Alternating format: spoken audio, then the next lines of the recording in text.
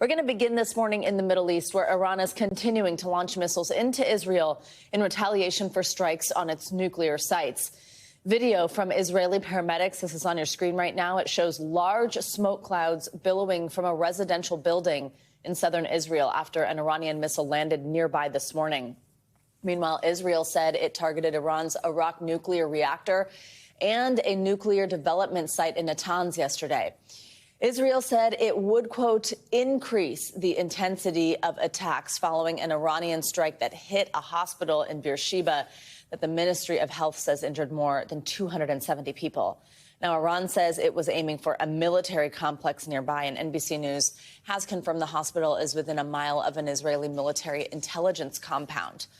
The White House says President Trump will decide on any potential action against Iran within the next 2 weeks. On a visit to the damaged hospital yesterday, Israeli Prime Minister Benjamin Netanyahu had this to say about President Trump. President Trump will do what's best for America. I trust his judgment, and we will do what we have to do, and we are doing it. NBC News White House correspondent Monica Alba is standing by with more from the administration, along with senior fellow at the Middle East Institute, Brian Katulis, for analysis on this. But we are going to get started with NBC News international correspondent Matt Bradley. He is following the developments on the ground in Israel, as he has been for us for months. Matt, good morning. Thanks for joining us. So let's start with the latest there on the ground where you are. The Israeli military does say that they've intercepted hundreds of missiles launched towards the country. But, I mean, it's evident that that system is being put to the test. We were just showing viewers a moment ago a residential building that was hit. Tell us how at risk Israeli residents are this morning, and a little bit, Matt, just your experience, what it's been like to be hearing these missiles and air raid sirens for the past week, if it feels different than when you've heard them previously, because some of these are getting through that Iron Dome. Well, it definitely feels different in the sense that everybody seems to be taking cover. Everybody is taking these sirens seriously. But I got to tell you, we haven't heard a siren here in Tel Aviv for the past 24 hours. We've been seeing something of a reprieve over the past couple of days. It's been well more than 72 hours since there was a death from an Iranian missile strike anywhere here in Israel. And we heard that there were sirens that sounded in southern Israel this morning. We didn't hear them here in Tel Aviv. You know, there was that strike yesterday morning that you mentioned that scored a direct hit on a hospital in southern Israel. That didn't actually kill anyone either, though it did result in several dozen injuries.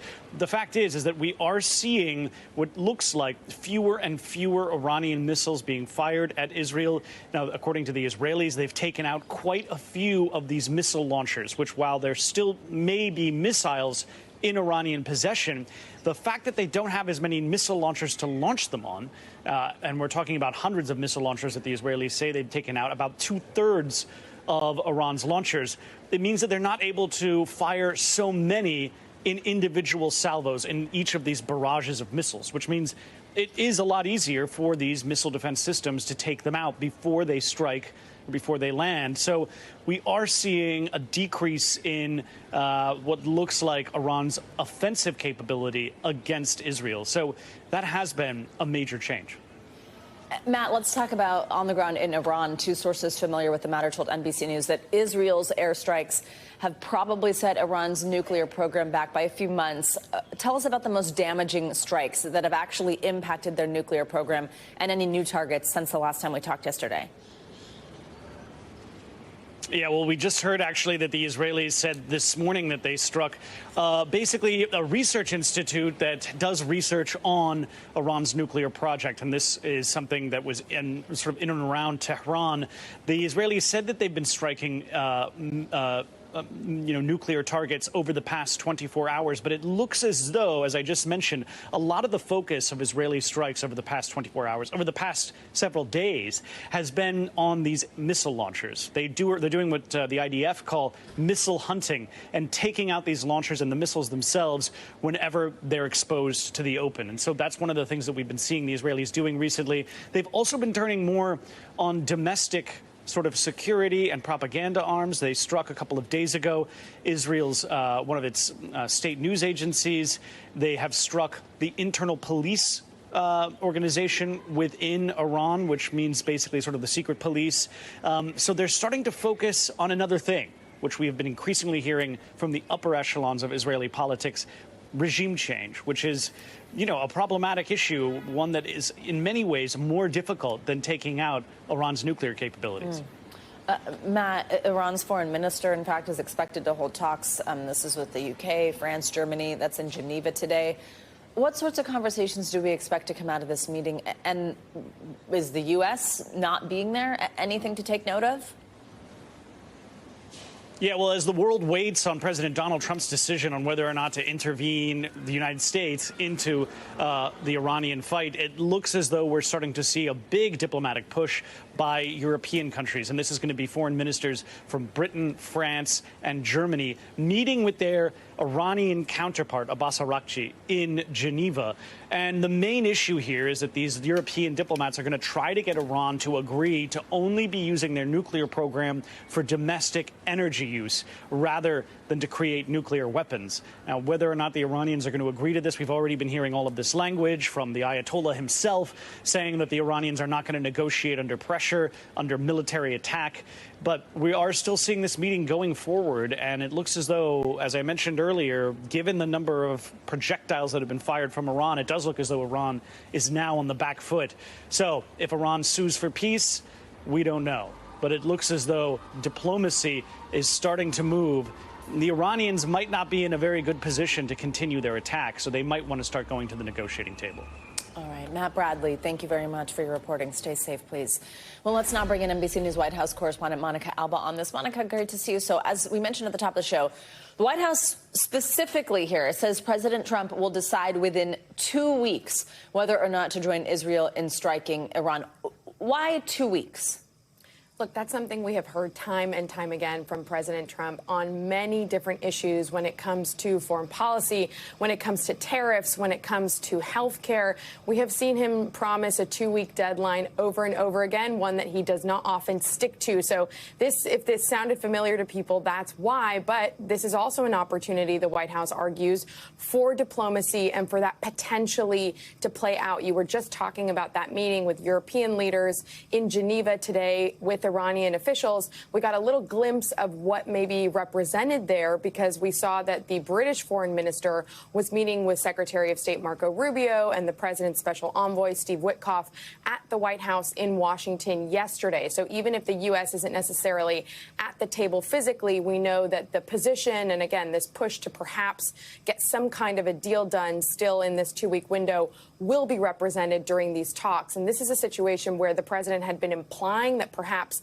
the Iranians would come to Washington to continue those talks, which the Iranians flat out denied. But it gives you a little bit of a glimpse and window into, again, this expectation that while the president makes this decision, though, again, it could go well beyond 2 weeks, he is still trying to see if these talks can be fruitful. Monica, we also understand that the president is relying really on a small group of advisors here on this issue. And notably, that National Intelligence Director Tulsi Gabbard and Defense Secretary Pete Hegseth, to a degree at least, are not really part of that group. Tell us about this. Yeah, there's really a core group of advisors who are key to any major decision that President Trump is making, though anybody who covers him or who has really observed him will tell you it's ultimately up to him, and he is the sole decider when it comes to things like this. But Vice President J.D. Vance, Secretary of State Rubio, his Chief of Staff Susie Wiles, his Deputy Chief of Staff Stephen Miller, we know that those are really, really influential voices, and specifically right now with this conflict between Israel and Iran, we know that the president is listening to a couple of generals and to his CIA Director John Ratcliffe. But exactly to your point, the Director of National Intelligence and his own Pentagon chief are not as involved. And that's because the president just right now, for comments that either both of them have made, Tulsi Gabbard and Pete Hegseth, has somewhat kept them at a little bit arm's length, something the Pentagon denies. But it's also interesting because, Savannah, whenever he is trying to make a decision like this, he also is known to crowdsource whoever he's talking to, whoever he's meeting with, for their ideas on what they think he should do. So he's seeking a lot of information, but maybe making the decision with a smaller team. Monica, this week we've seen this growing group of bipartisan lawmakers who actually want to introduce legislation that would block the president from using military force against Iran without congressional approval. Is that something that really has momentum behind it? And also, is there any teeth to it? Well, that's the thing. The president has really bypassed Congress. He has really often gone to the courts to see if what he wants to do sometimes is enforceable. When it comes to military use specifically, we do know that a bipartisan group of lawmakers has pushed for this resolution. The question is, can it get a vote? And then again, if it passes, for instance, to your point, would it really have any teeth to it? We know that they are trying to potentially get this on the floor next week. But then the question is, and a lot of Republicans have already raised this, if there is a question of whether U.S. interests are at stake, if U.S. personnel, military are injured or killed or otherwise, then that's a situation where the president could argue he's well within his authority to do whatever he wants in response to that. So everybody's waiting to see, but Congress would like there to be that because there is this reminder of what happened with the invasion of Iraq decades ago, where that, of course, was a major question. Monica Alba, thank you so much.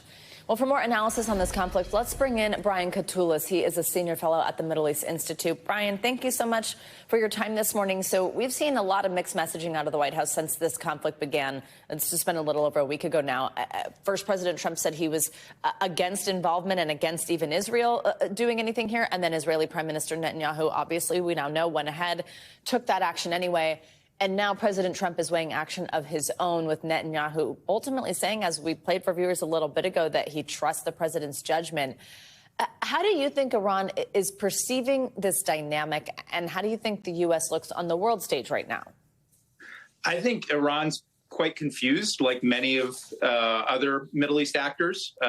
They don't understand what President Trump actually is going to do, in part because of two things. The president himself is not that stable of a man, if you've noticed that. He's pretty erratic. I would put it at 50-50. He either bombs Iran or within a few weeks, he's actually sitting down and talking to his counterpart from Iran. So there's uncertainty there. Some think that that gives the United States leverage. What I've noticed in my conversations with some of U.S. partners across the Arab world, and including in parts of Israel too, is that it actually increases this perception that the United States is just not reliable. So I think it leaves this impression that, you know, nobody really knows what Trump is going to do, even Trump himself, and then especially some of his top advisors. I mean, his team is in disarray on the Middle East. He's comfortable with groupthink as opposed to being challenged in his ideas, as you mentioned, Tulsi Gabbard, Pete Hegseth, and others sort of on the outs. The other factor to look for is J.D. Vance. So it's really unclear what he's going to do here. And that's why I think you see other countries stepping in, European countries and others, trying to find some sort of diplomatic off-ramp. Brian, White House officials told NBC News this week that President Trump is considering, obviously, a range of options, but that could include a direct strike on Iran, specifically a particular nuclear facility that Israel would really like help on striking. What response, though, could this trigger from Iran? Do you think that U.S. action is worth the risk? Probably not. If you remember, in January of 2020, President Trump ordered a strike against Qasem Soleimani and other individuals who were the top Islamic Revolutionary Guard commanders in Iraq. This provoked a pretty limited response, but a limited response that led to dozens of U.S. soldiers getting gravely injured. What I think would happen would be times 100.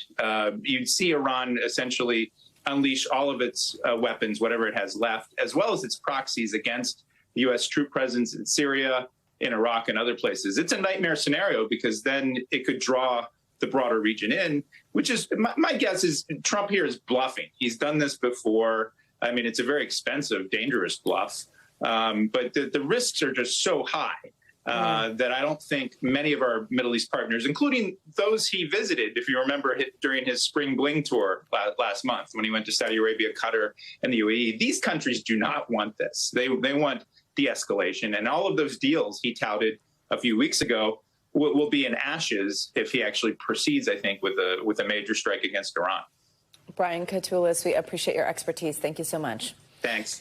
Well, there were some tense moments in Los Angeles yesterday when ICE faced vocal pushback from the local community, including the city's baseball team, the Dodgers, when federal agents requested access to the grounds of Dodger Stadium to use as a staging area. The team says it turned them away. NBC News political and national correspondent Jacob Sobroff has the story. Please leave now. A dramatic scene at a Home Depot in Los Angeles. You're not wanted here. Federal agents in tactical gear detaining several people. While over at Dodger Stadium, more federal agents were gathering. According to the team, they showed up and asked to enter the parking lots. The Dodgers say they turned the agents away. A small group showing up to protest. Here at Gate E of Dodger Stadium, where reportedly these agents tried to get in, but they couldn't get into the gates.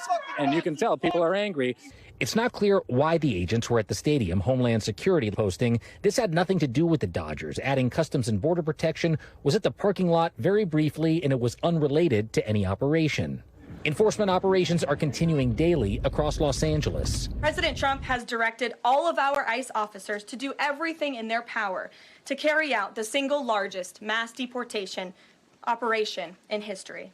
Some Dodger fans say they're frustrated the team hasn't done more to support immigrant communities. Dodgers, they thrive off the fan base that is Latino, off the workers that are Latino. They're not a detriment to our city and community. They are a benefit. Over the weekend, Dominican-American singer Neza sparking controversy after she sang the national anthem at the stadium in Spanish, after the team asked her to perform in English. Some criticizing the move, others celebrating it. 80% of the people here are Latino. I'm going to do this for them, regardless of what the consequences may be. Our thanks to Jacob Soboroff for that report. Well, the Dodgers say they are working on a plan to assist immigrant communities. It comes as a federal appeals court ruled that President Trump can continue controlling the National Guard in California for the time being. Yesterday's decision blocked a lower court's order that directed him to return control of the troops to the state after the president deployed them to L.A. in response to protests over the objections of Governor Gavin Newsom. Well, the court is expected to hold a hearing on the matter Tuesday. We will keep you updated on that. Well, today is the official start of summer. Things are really heating up. Tens of millions, in fact, are under heat alerts in parts of the central and eastern U.S., with some cities bracing for record-breaking temperatures as we head into the weekend. Meanwhile, parts of the East Coast are cleaning up after a round of severe storms that triggered damaging winds and rain. NBC News correspondent Erin McLaughlin has the latest. Overnight severe storms wreaking havoc up and down the East Coast. Here in New Jersey, you can see just behind me how that massive tree just slammed into that house. Thankfully, no one was home at the time, but it's a stark example of just how destructive the wind can be, as well as these downed trees overnight knocking out power to hundreds of thousands. During a thunderstorm in New York City, a 15-year-old boy is recovering after being struck by lightning in Central Park while standing under a tree. And all this comes as thousands across the South and Midwest are cleaning up from storms that ravaged the region. Now, for this morning, it's looking like it's going to be a beautiful day here in New Jersey. And I, of course, say that with a big smile on my face, considering what we've been through here in the Northeast. 8 consecutive weekends of relentless rain. That streak is about to be broken. But the sun this weekend comes at a price. Sizzling temps for tens of millions forecasted for the end of the weekend.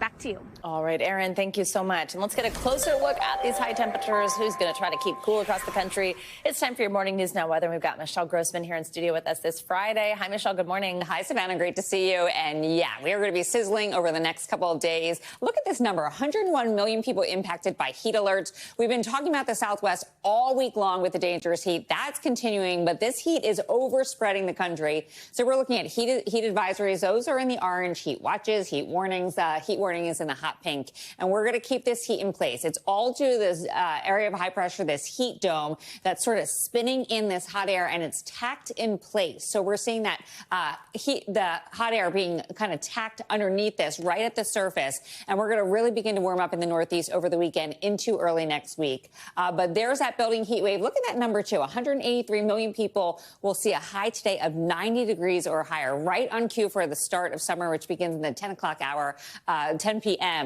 Eastern time later on today. So we will certainly be feeling like summer. And look at all the records that may be challenged today. 85 possible records where you see all these little red dots. This is through Monday. We're going to see the potential for some records falling.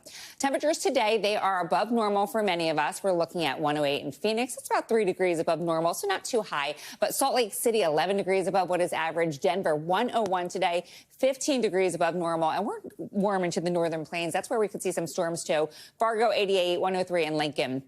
Then we'll see that heat really overspreading the country tomorrow. We're looking at temperatures into the 90s in so many spots.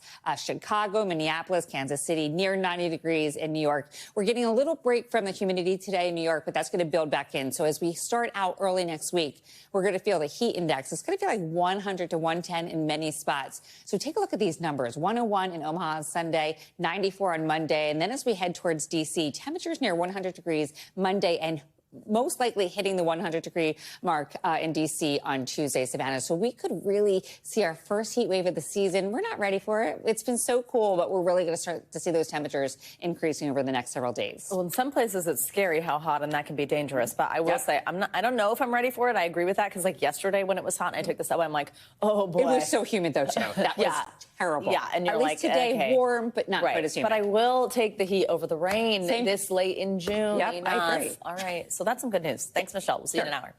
We thank you for watching. And remember, stay updated on breaking news and top stories on the NBC News app or watch live on our YouTube channel.